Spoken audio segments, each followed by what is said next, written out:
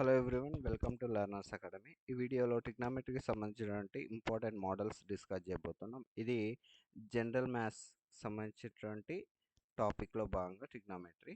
ఇక్కడ మనకి ఈ మోడల్ వైజ్ సమ్స్ డిస్కస్ చేసుకున్నాక వీటికి సంబంధించినటువంటి ప్రాక్టీస్ బిట్స్ మన టెలిగ్రామ్ గ్రూప్లో విత్ సొల్యూషన్స్ పోస్ట్ చేయడం జరుగుతుంది. మీరు ఆ ప్రాక్టీస్ బిట్స్ ప్రాక్టీస్ చేసి ఆ తర్వాత సొల్యూషన్స్ని కంపేర్ చేసుకుంటే మీకు కాన్సెప్ట్ పైన మంచి అవగాహన వస్తుంది. Now coming to the topic. ఇక్కడ ట్రిగ్నామెట్రీ మనకు నేర్చుకోవాలంటే మనకు ఫస్ట్ థింగ్ ఏం తెలియాలంటే బేసిక్ థింగ్ మనకి రైట్ యాంగిల్ ట్రయాంగిల్ గురించి తెలియాలండి. అసలు రైట్ యాంగిల్ ట్రయాంగిల్ అంటే ఏంటి? ఒక ట్రయాంగిల్లో ఎనీ వన్ యాంగిల్ 90 degrees ఉంటే దాన్ని రైట్ యాంగిల్ అంటాం. సో రైట్ యాంగిల్ ట్రయాంగిల్ అంటాం. దానికి ఆపోజిట్ ఉండే సైడ్ని మనం ఏమంటామంటే హైపోటెనస్ అంటాం. దాన్నే కర్ణము అనొచ్చు.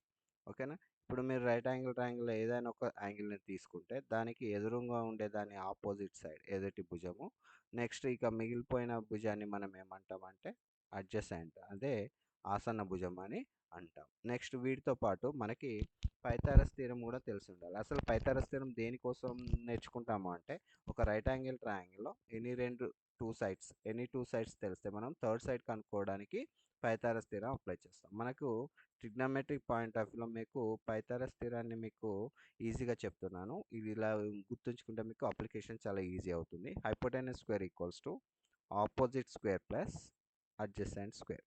ఓకేనా? సో ఇది పైథాగరస్ థీరం కాన్సెప్ట్. ఓకేనా?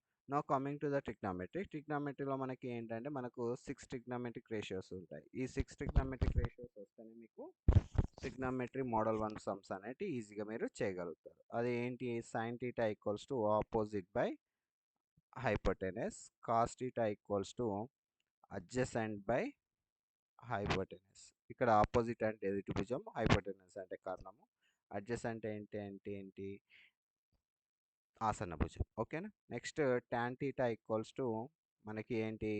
ఆపోజిట్ బై అడ్జసెంట్ అంటే ఎదుటి భుజము బై ఆసన్న భుజం. మీకు ఈ 3 ట్రిగ్నామెట్రిక్ రేషియోస్ తెలిస్తే మీకు రిమైనింగ్ 3 ట్రిగ్నామెట్రిక్ రేషియోస్ అనేది చాలా ఈజీగా గుర్తుపెట్టుకోవచ్చు. ఇప్పుడు సైన్కి ఆపోజిట్ ఏంటి అంటే కొసికెంట్ అంటే రెసిప్రోకల్. ఇక్కడ రెసిప్రోకల్ అంటే రివర్స్, హైపోటెనస్ బై ఆపోజిట్ అంటే కర్ణము బై ఎదుటి భుజం. నెక్స్ట్ కాస్కి రెసిప్రోకల్ ఏంటంటే సీకెంట్ థీటా.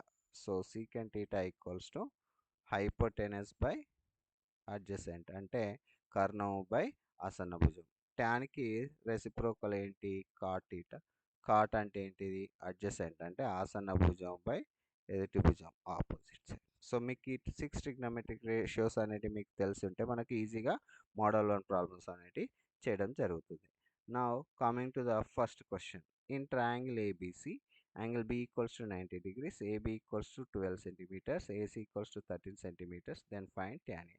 అంటే మనకి ఏమి ఇచ్చాడు? ఇక్కడ ఒక రైట్ యాంగిల్ ట్రయాంగిల్లో యాంగిల్ బి 90 డిగ్రీస్ అంటే ఇక్కడ బి తీసుకుందాం, ఏసీ ఎక్కడైనా తీసుకోవచ్చు. ఓకేనా? సో ఇప్పుడు ఏసీ ఎంత ఇచ్చాడు? 13 సెంటీమీటర్స్, ఏబి 12 సెంటీమీటర్స్. మనకి ఇక్కడ థర్డ్ సైడ్ మనకు తెలియదు. మనకి ఇక్కడ రైట్ యాంగిల్ ట్రయాంగిల్లో 2 సైడ్స్ తెలిస్తే థర్డ్ సైడ్ కనుక్కోవడానికి ఏం చేయాలి? పైథాగరస్ థీరం అప్లై చేయాలి. మనకు తెలుసు పైథాగరస్ థీరం ఏంటి? Hypotenuse square equals to opposite square plus adjacent square. అంటే అప్పుడు ఏమవుతుంది? 13 square equals to X square plus 12 square. 13 square అంటే 13 జా 169 equals to X square plus 12 జా 144. మీరు ఇటు ట్రాన్స్పోజ్ చేశారు అనుకోండి, అప్పుడు ఏమవుతుంది? 169 equal minus 144 equals to X square. 25 equals to X square వస్తుంది. ఇప్పుడు మనకి స్క్వేర్ కూడా పంపించారు అనుకోండి, అప్పుడు ఏమవుతుంది? √25 equals to X equals to 5 అనేది వచ్చేస్తుంది. అంటే మనకి ఎక్స్ ఆపోజిట్ ఎంత? 5. ఇప్పుడు మనకి ఏం కావాలి? ట్యాన్ ఏ కావాలి. అప్పుడు ట్యాన్ ఏ ఏమవుతుంది? ఆపోజిట్ అంటే 5 centimetres by adjacent 12 centimetres. So answer ఏంటి? 5/12 ఇస్ ద ఆన్సర్. ఇలా చేస్తే సరిపోతుంది. ఓకేనా? నెక్స్ట్ ఇంకొక క్వశ్చన్ చూద్దాం. So if sin x equals to 4/5, sorry, then find what is the value of cot x. What is the value of cot x?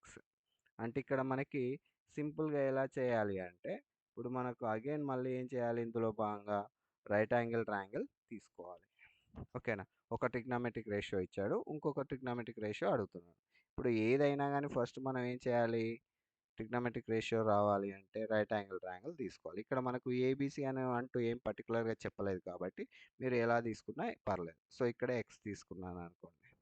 ఇప్పుడు మనకు sign x equals to 4/5 అంటే ఎదుటి భుజం 4 అవుతుంది, కర్ణము 5 అవుతుంది, అంటే హైపోటెనస్ 5 అవుతుంది. ఇప్పుడు మనకు ఈ అడ్జసెంట్ ఆసన భుజం మనకు తెలుసు Pythagoras theorem hypotenuse square 5 square equals to ఎదుటి భుజం స్క్వేర్ అంటే opposite square plus adjacent square k square అంటే మనకు 25 equals to 16 plus k square. So 25 minus 16 equals to k square. 9 equals to k square. Square ఇటు పంపించారనుకోండి root అవుతుంది. Root 9 equals to k. అప్పుడు మనకు కే ఈక్వల్స్ ఎంత అవుతుంది 3 వస్తుంది. అంటే అడ్జసెంట్ ఎంత వచ్చింది 3 వచ్చింది. ఇప్పుడు మనకి ఏం అడుగుతున్నాడు, కాట్ ఎక్స్ వాల్యూ అడుగుతున్నాడు. కాట్ ఎక్స్ అంటే ఏంటి, అడ్జసెంట్ బై ఆపోజిట్. అంటే మనకు అప్పుడు ఆన్సర్ ఏమవుతుంది 3/4 ఇస్ ద ఆన్సర్. ఇలా చేస్తే సరిపోతుంది. ఇప్పుడు మీరు థర్డ్ క్వశ్చన్ ఒకసారి చూసారనుకోండి, sine x equals to M by sin x equals to m by square root of 1 plus m square. Then find the value of tan x. So మీరు ఈ solve చేయాలి అంటే సేమ్ లైక్ సెకండ్ వన్ అండి. Right angle triangle తీసుకొని third side కనుక్కున్నాక మనకు కావాల్సిన trigonometric ratio వస్తుంది. So ఇది ఒకసారి మీరు సొంతంగా ట్రై చేయండి. రాకపోతే దీనికి సంబంధించినటువంటి సొల్యూషన్ మన టెలిగ్రామ్ గ్రూప్లో మనకు ప్రాక్టీస్ బిట్స్తో పాటు ప్రొవైడ్ చేయడం జరుగుతుంది. మీరు వెరిఫై చేసుకోవచ్చు. ఓకేనా. ఇక్కడ మనకి కొన్ని ఇంపార్టెంట్ పైథాగరస్ ట్రిప్లెట్స్ అనేటివి ఉంటాయి. ఈ వాల్యూస్ ఎప్పుడు మారకుండా ఉంటాయి. 3, 4, 5, 6, 8, 10. ఆ తర్వాత మనకి 5, 12, 13, 7, 24, 25. వీటితో పాటు కొన్ని general form of Pythagoras triplets ఉంటాయి. 2p, p square minus 1, p square plus 1. ఇక్కడ p బదులు ఏదైనా లెటర్ వాడచ్చు. ఓకేనా.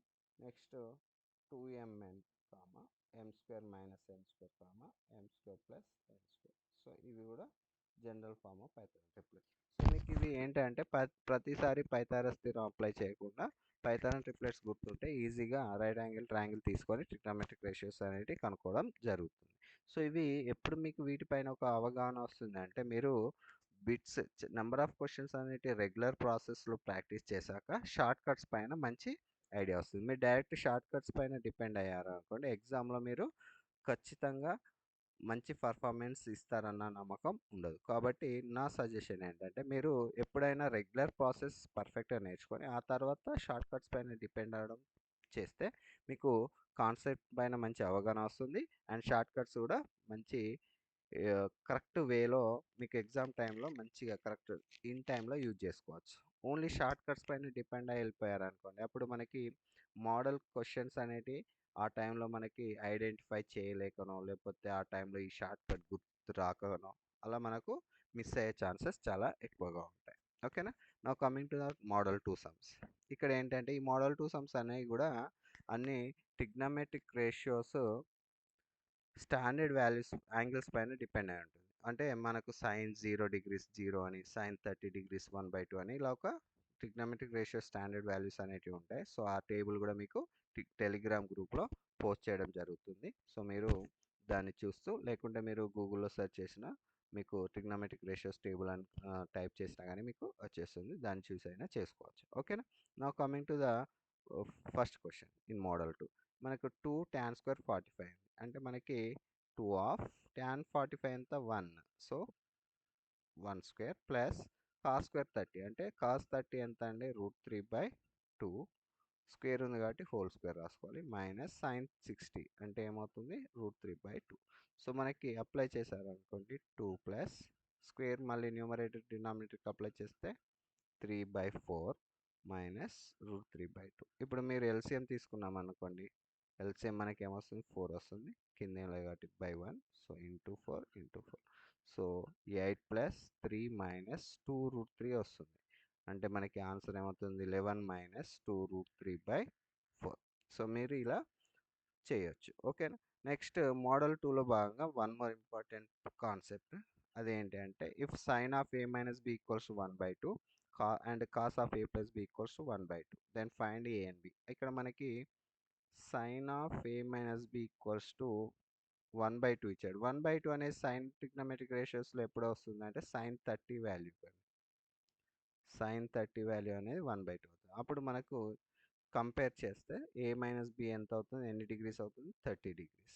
నెక్స్ట్ అదేవిధంగా cos of A plus B equals to 1/2 ఇచ్చారు. అంటే అప్పుడు మనకి కాస్ ఎప్పుడు 1/2 అవుతుంది అంటే cos of A plus B equals to cos 1/2 ప్లేస్లో మనకి కాస్ 60 డిగ్రీస్ రాసుకోవచ్చు. ఓకే, మీరు ఒకసారి ఇక్కడ అబ్జర్వ్ చేస్తే 1/2నే ఇక్కడేమో sin 30 డిగ్రీస్ అని రాశాను, ఇక్కడేమో కాస్ 60 డిగ్రీస్ అని రాశాను. ఎందుకు అలా అంటే మనం కంపేర్ చేసినప్పుడు ఆపోజిట్ సైడ్లో సేమ్ ట్రిగ్నోమెట్రిక్ రేషియో ఉందనుకోండి, సైన్ని సైన్తో కంపేర్ చేయడమే easy and that is the rule. ఓకేనా. కాస్ ఉన్నప్పుడు కాస్ని మళ్ళీ దేంతో కంపేర్ చేయాలి, కాస్ ట్రిగ్నోమెట్రిక్ రేషియో తోటి కంపేర్ చేయాలి. కాబట్టి మనం ఇక్కడేమో ఫస్ట్ కేసులో 1/2ని sin 30 అని రాసుకున్నాను, సెకండ్ కేసులో 1/2ని కాస్ 60 అని రాసుకున్నాను. ఇప్పుడు మనకి ఇక్కడ రెండు ఈక్వేషన్స్ వస్తాయి. ఇక్కడ ఏ ప్లస్ బి ఈక్వల్స్ ఏమవుతుంది, 60 డిగ్రీస్ అవుతుంది. సో ఈ రెండు ఈక్వేషన్స్ సాల్వ్ చేస్తే మీకు ఏబి వాల్యూస్ వస్తాయి. A plus B equals to 60 degrees, A minus B equals to 30 degrees. So ఈ రెండు plus B minus B cancel అయితే 2a ఈక్వల్స్ టు 90 అవుతుంది. సో అప్పుడు ఏ వాల్యూ అనేది 45 డిగ్రీస్ అవుతుంది. మనకు తెలుసు ఏ ప్లస్ బి ఈక్వల్స్ టు 60 కదా అండి, 60 డిగ్రీస్ కదా. అప్పుడు ఏ వాల్యూ 45 అయితే బి ఈక్వల్స్ టు ఆటోమేటిక్గా ఏమవుతుంది, 15 డిగ్రీస్ అవుతుంది. Okay. So next coming to the third question. ఇది చాలా చాలా ఈజీ అండ్ ఇంపార్టెంట్ మోడల్. ఓకేనా, కొంచెం చిన్న లాజిక్ ఉంటుంది.